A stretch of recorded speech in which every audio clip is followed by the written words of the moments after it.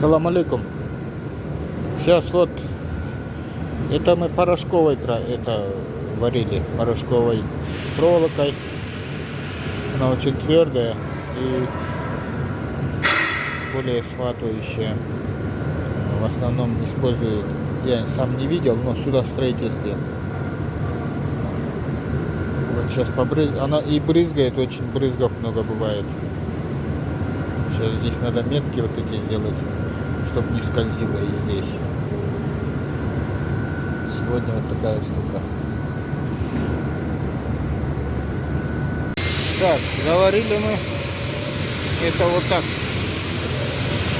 чтобы не скользило, то есть. Вот с этой стороны. А теперь жестянку тоже промежуток надо.